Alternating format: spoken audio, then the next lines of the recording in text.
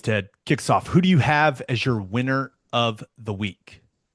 Oh, Myles Garrett, the Brown. You got to imagine that, he has put the trade request out there.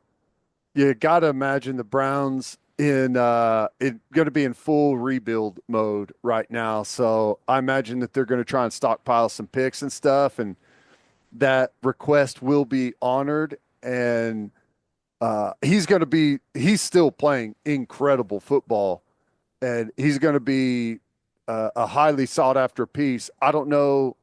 I mean, there's been a bunch of names show up as possible landing sites. I don't know that you can rule anyone out really, but um, he wants to go play at a competitor. I can't blame the guy, and it'll be nice for him getting out of Cleveland. I feel like he's an incredible football player, still in his prime. I think at least for a couple more years, and uh, Browns fans, I'm sorry. This is just how it's going to go. It's going to starting back at square one, and uh, Myles Garrett. It's going to be a breath of fresh air. I think wherever he ends up going, I think he's going to go somewhere that's going to be really competitive. But uh, it's got to feel good for him to kind of start a new chapter, perhaps. Very interested in seeing where he lands. Yeah, difference maker wherever he goes. I mean, I still remember I was on the Browns when they drafted Myles Garrett. Fun story. Have I ever told you this story? I don't know. First time I ever met Myles Garrett. This is a true story. They had drafted him. You're already there when or the rookies are there, but there really isn't any interaction. I hadn't seen him yet. First time I met him, I'm in the shower by myself, washing my legs. I look up, Myles Garrett. All of Myles Garrett. You got to see the full draft pick, right? The whole Got to thing. see all of the first pick of the draft. Impressive. And so that was my, he was like, oh, Miles. I was like, I'm Gabe. Pleasure to meet you. Damn glad to have you. Now, didn't end up being part of that team, but it As weird was, as it is, that's not as awkward as it sounds no, somehow, but it's just kind of how it is. I didn't know he had come in the shower. He moves quietly. Not a loud guy, very quiet guy, keeps to himself. Interesting cat, but yeah, that was quite the experience. But it took about 2 minutes of watching the guy out of practice to go, oh my gosh, this guy is incredible. He's going to be a first ballot Hall of Famer. He's one of the best players in the National Football League, reigning defensive player of the year. The guy's an absolute terror off the edge, but I Buffalo, Detroit, like I want to see him go to like a true contender. Yeah, Detroit is the one that I really look at and think about where, I mean, can you imagine him being the other piece on the edge for them?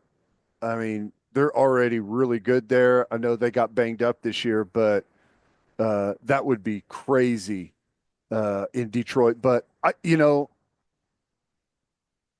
he's still in his prime. Has he won multiple defensive MVPs? I know he won it last year. Yeah. I'd be surprised if he hasn't. Let me look. Uh, Point is, they are going to be able to get some. He's not. They're not throwing him out on the trade block for nothing. So I'm curious to see what some of these real good competitive teams are willing to give up in order to get him, because he's going to come at a cost. And what do you give in order to get him and not lose some of your competitiveness? I don't know. It maybe just a bunch of stockpiled picks for the Browns. We'll see. Four-time first team All Pro, only one NFL Defensive Player of the Year award. Come on, Miles, pick it up. What are we doing? No, And but he is. It is. Uh, the Browns employed me two different times, and I typically cheer for the teams that I was on. I've had a very, very difficult time cheering for the Browns since they signed Deshaun Watson. And I feel like this is still fallout from the contract they gave him. Yeah, They it are is. in cap hell because of that contract and what they did at the quarterback position. And I assume Myles Garrett's looking around going, if we don't have a quarterback, we're not going to win anything. That's right. And so I have to assume that whole thing that is just still hanging over the Cleveland Browns organization, that played a big role in him being like, man, I got to get out of here if I want to win anything. Yeah. I mean, especially in their division. You're playing against Lamar Jackson, Joe Burrow, Russell Wilson. They have to get competitive at quarterback, and that's just the start of it. Who do you have as your loser of the week? I I had to go with all those folks out there that love spring games. Matt Rhule, and I don't know if it was a big shock or a surprise to anyone to hear what he had to say about it, but was very telling. Matt Rhule says, I don't know if we're going to play a spring game. I I'm just not that interested in putting all of our players out on showcase to where, someone comes and has a good spring game and here come the the jackals trying to take all of your players through tampering and the back channels and however that happens. And I can't necessarily blame him whenever you see the Wisconsin situation that's going on. And I mean, there is another transfer portal window, but even if there's not, it feels like at least at the moment there's nothing stopping guys from saying, "Yeah, I'm leaving." So it's hard to blame him, and I'm interested to see now that someone has come out and said it. What does the rest of the country do? Do they follow suit? Are there a lot of people that feel the same way and are going to be looking into their spring games saying, do we really need to do this? I don't know. Money, I think, is going to be the big factor because it wasn't very long ago. Spring game was a spring game, not that big of a deal. But as they started televising them and really putting a bunch of money into them, pumping them up, making a big, because whenever the recruiting window changed, the focus in recruiting switched to the spring, and the spring game kind of became the big showcase piece. I don't know. I'm curious to see how that all kind of falls after what Rule said, if it does at all. What do you I like spring games. It will just be another indicator that this sport is broken if people stop playing spring games because of how the transfer portal works. Yep. Like, guys, we've got a problem if we're doing that. If we're Yep. that paranoid about losing players to the portal, that we don't want our guys to go play football on a field. It's ridiculous, man. Yeah. Fix the I agree. system. And I understand where Matt Rule is coming from. I also feel like it's kind of paranoid. Yeah. Just a little bit. Like, hey, if one guy plays good, someone's gonna come steal him. Like, is that really the case? Are we sure? But I am spring games are for the fans. I Like for this year for Oklahoma, like It's gonna be a some years, massive deal with Arbuckle and Mateer and that's the thing. When you got a new, like when you have something new that people haven't seen, they want to get a glimpse of it. New quarterback, new offensive system. Like I would imagine, whether cooperating, that spring game for Oklahoma this year would be massive. So, and I guess I don't really envision a much of a change for teams this year because, it's not something that they start working on week of for spring game, right? It's a big production. So there's a lot that has already been, a lot of work that's already been done towards that, I would imagine, for a lot of people. But, in the future, if there's not some type of, hard rules that everyone is going to follow, you could see teams starting to use it as an excuse to not do it. Because there's already schools that don't. Oklahoma State really hasn't done it. last couple of years. Well, Ole Miss really didn't do it last year. They did some weird, Iowa State doesn't really. yeah, I I think spring games are important from an evaluation standpoint. Like if I was a coach, there's no preseason games, man. Practice is not the same as going out there and playing on a field in front of thousands and thousands of people.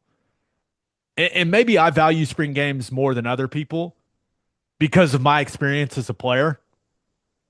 Like I think going out before my sophomore year, I think going out and playing well in the spring game when I had switched positions like gave me a ton of confidence, and I think it gave the coaches a lot of confidence in me. Like I practiced pretty well and then went out and played well in the spring game yeah. in front of a bunch of people. And like that was a big deal for me. And I know the sport is completely different now. I get that. But we're going to let how the sport operates now just erase something that's been part of programs for how long? Long time. I mean, And, it's just at what point is it too much, man? Like, I I, know and also, let's you got not a fan forget problem developing too. that's what I'm saying. Let's not forget a lot of fans are getting rubbed the wrong way. But there's also a lot of fans that are donating their hard earned money for some of these guys to come play football at their school. They may want to see them go out there and play a little bit in the spring game, okay? Yeah. They may want And, to see what their investment's looking like. and I have to imagine, And I know it's critical. It sounds harsh saying it that way, but I view college football the way that I view the NFL now. I mean, the guys are whether and it sounds bad, but this was our life at one point. Like you are an asset. That's college football now. We're in pro football. yeah, You got people investing money to get guys to come. Like it's like an owner in the NFL. don't ask us to invest in a product if there's not going to be a product, right? Tremendous way of putting it. I I do think that, especially for the younger guys, the unproven guys, that it's way easier to approach spring with a certain level of intensity whenever there's this thing at the end, right? That you're building towards. And some people don't put a lot of emphasis on the spring game. I understand that. But, there is this thing at the end that we're building to go try and perform really well at in front of some eyeballs, maybe even on television. And whenever you have that thing that's waiting there, I think the way you practice and ramp up to it's almost like a preparation for a bowl game or something.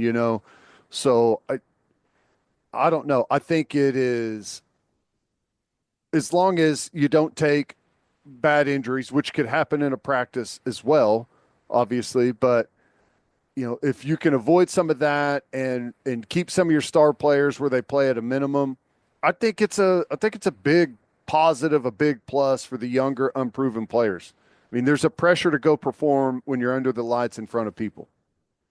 It's just a great thing for the fans, man. Like it's part of the routine. Re-energize the fan base. It's been a while since you've seen some football. Like I said, especially if the weather's good. I mean, we have a really good showing at our spring game. A lot of people come out. The game isn't that big of a deal, but put together your tailgate, see your football friends that you hang out with during the season. And the other part of it is, we almost always have around 50,000 people for our spring game. That's not an insignificant amount of people that are coming to Norman, going to the bars, going to the restaurants, staying in hotels. I mean, you create quite a bit of economic activity in that regard as well. And the local vendors near the stadium, it's something that they have. You've got these handful of moments throughout the year where, those big days probably have a massive impact on whether or not you had a good year or not in your business. There's also still the spring transfer window. And if you're a fan and you watch a spring game and maybe it looks like you're not in a great situation at a position, maybe that motivates you a little more to say, hey, guys, we need to address this in the spring window.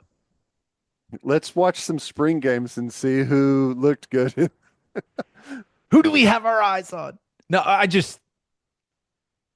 think that it would be a real shame if the way that college football operates now eliminates spring games. Totally agree. It'd just be it would just be another thing that turns fans off. Yep. And I feel like that list is growing and growing and growing and growing. And I'd prefer it to stop. I'd prefer that list to stop growing. And despite what other people try to do, there's not a replacement for it. You know, Ole Miss having a slam dunk competition or some skills challenges stuff that they've done. It's not it's not going to replace it for the fans. I mean, I don't know that anyone really cares necessarily that it's a good game or whatever, but they want to show up in a game atmosphere. Kind of it's close to what you get in the fall and enjoy that aspect of it and see some of your young guys go out and show what they've got. Also, the spring game weekend is awesome for us. All the former players that come back Yep. get to see guys. You see these guys once a year, maybe at the spring game, and you see some guys you haven't seen in 10 years at the spring game. And that's cool. That's fun. So if Nebraska wants to cancel it, fine, but I hope Oklahoma doesn't follow Nebraska's lead. Yeah, I agree. All right, let's get to my winner and loser. But first, We are brought to you by Prize Picks. Download the Prize Picks app today and use code OK Breakdown to get $50 instantly after you play your first $5 lineup. You don't even need to win to receive the $50 bonus. It's guaranteed. With over 10 million members and billions of dollars in awarded winnings, Prize Picks has made daily fantasy sports accessible to all. Make your picks in less than 60 seconds and turn your sports opinions into real money all season long on Prize Picks. You just pick more or less on at least two players for a shot to win up to 1,000 times your cash. I got my eyes on the Super Bowl, and I'm going to be selecting Patrick Mahomes more than zero point 0.5 passing yards. Yes, that's correct. I read that right. 0.5 passing yards. They're basically just handing that square over to you. And then I'm also selecting Saquon Barkley, less than 114.5 rushing yards. Prize Picks puts its members first, so all withdrawals are fast, safe, and secure. When your picks hit, you can get your money in as quick as 15 minutes.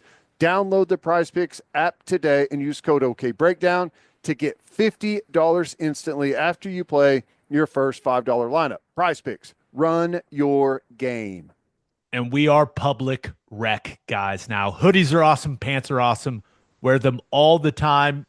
Extremely comfortable, just athleisure at its finest. Go to publicrec.com and use code OK Breakdown for 20% off. And guys, you got to get some of the pants. The versatility of Public Rec's pants is just great. You can wear these to work because they look like dress pants, even though they feel like sweatpants. They're also perfect for the golf course because of their proprietary blend of performance materials that provides a perfect combination of breathability and stretch while still holding its form. They don't get all like droopy. Don't worry about that.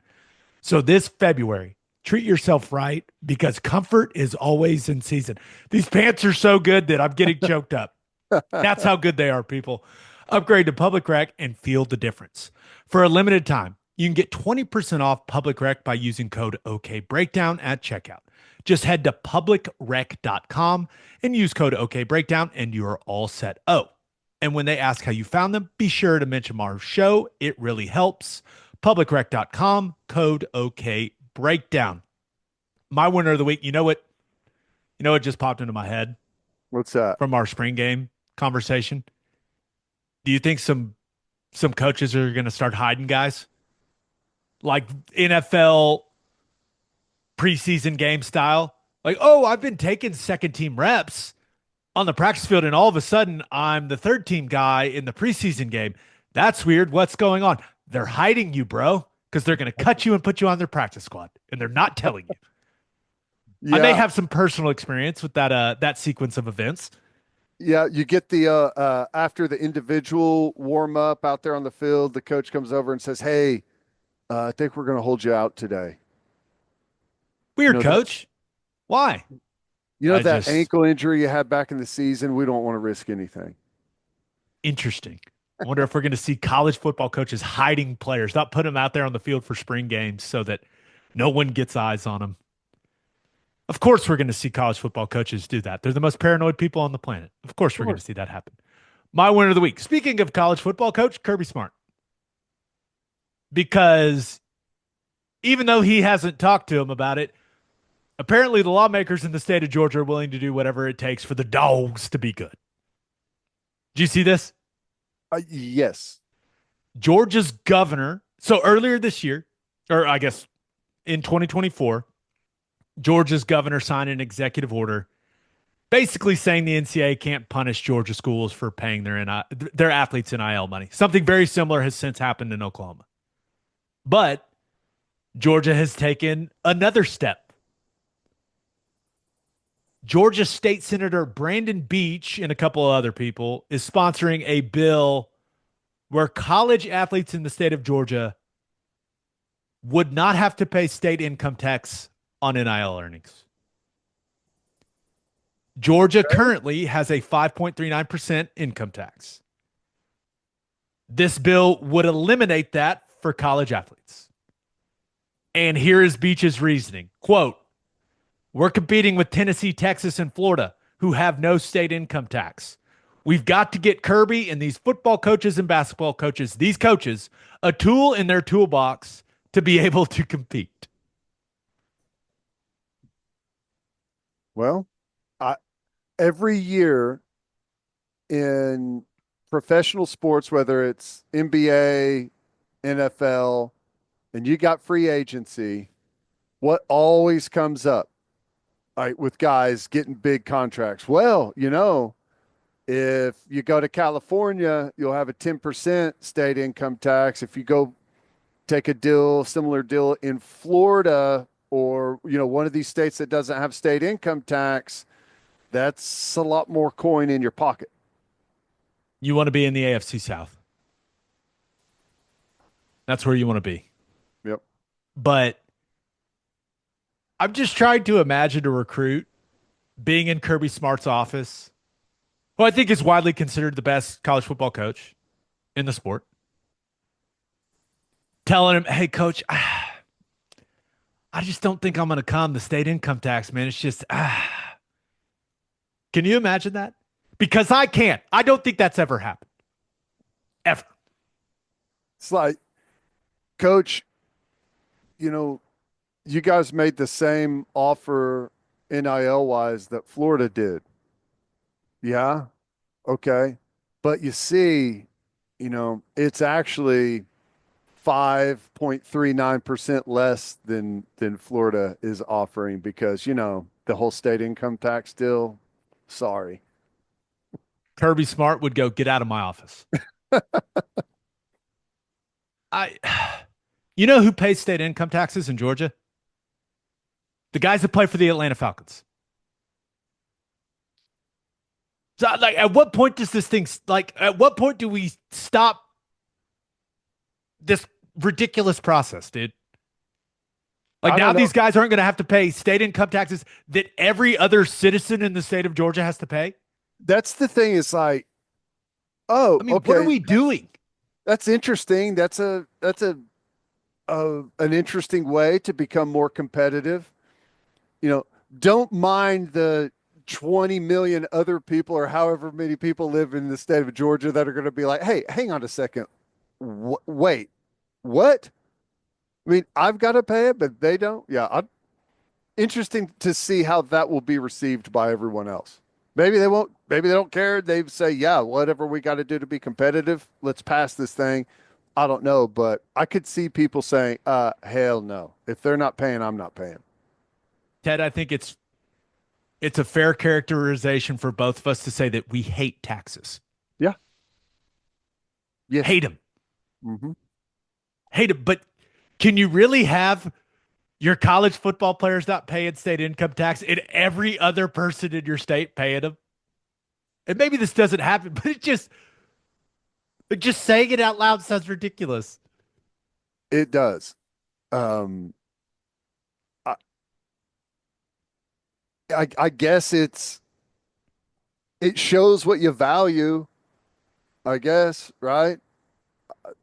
I don't know. I mean, I think that people would quickly respond with, well, what about first responders? Do we not value them? Do we not want to get the best first responders? Do we not want to get the best teachers?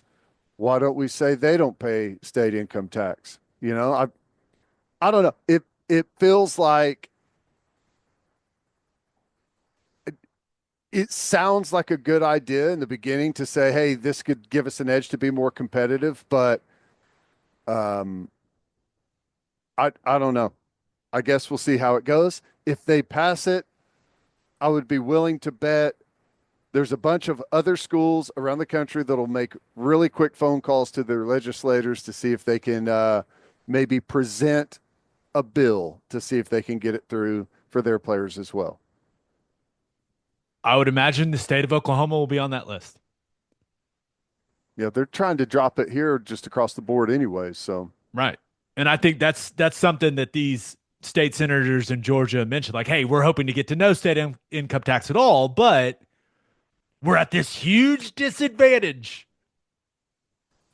If you got guys, Georgia has put how many players in the league under Kirby Smart?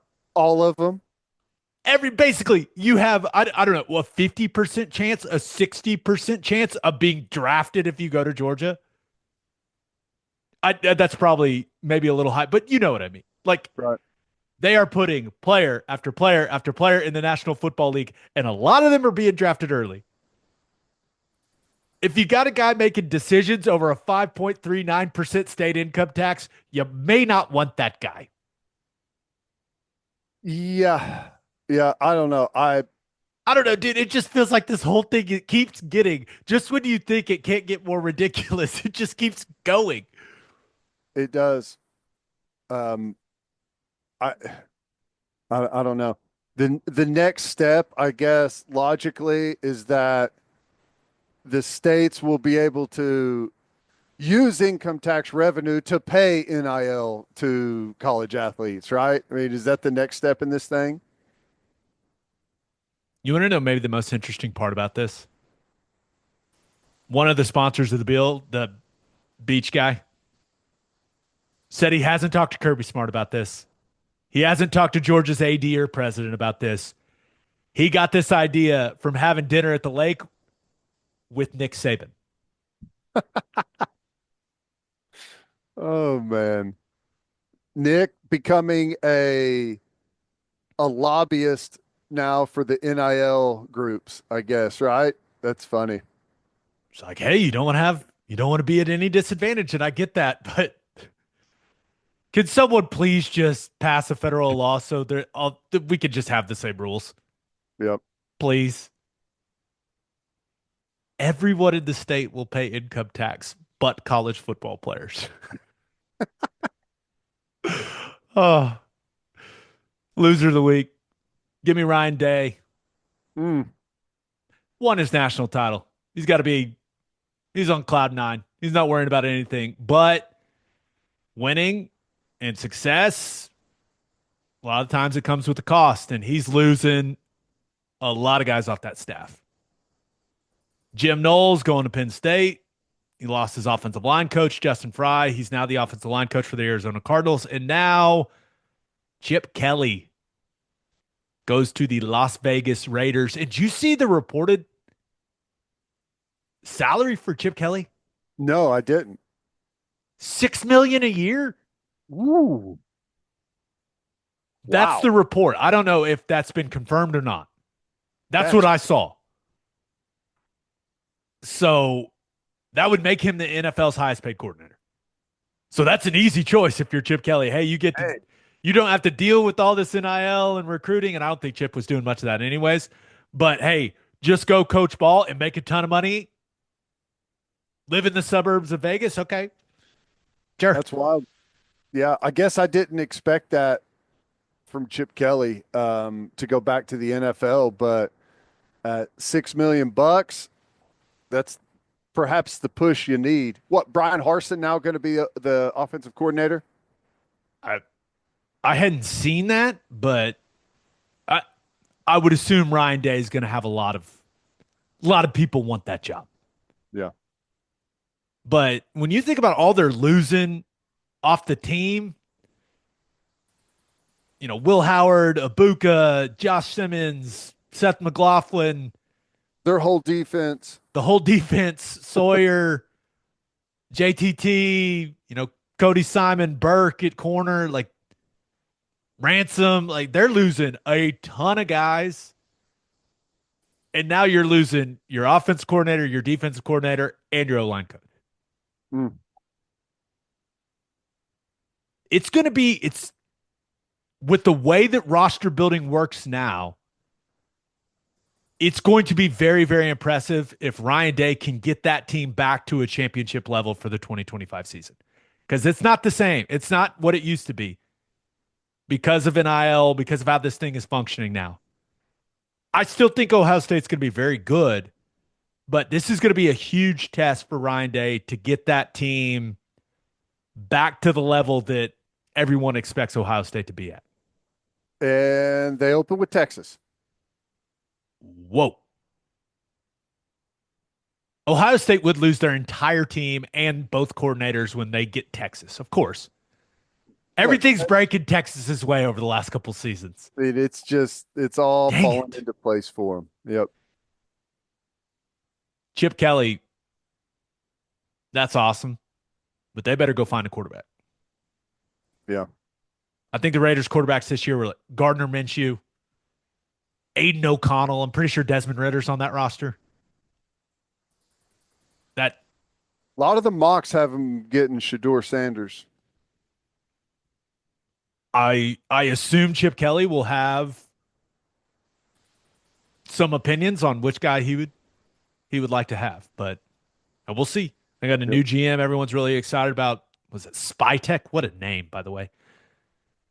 But I'm interested in seeing how that goes for Chip. But we focus on college football here for the most part.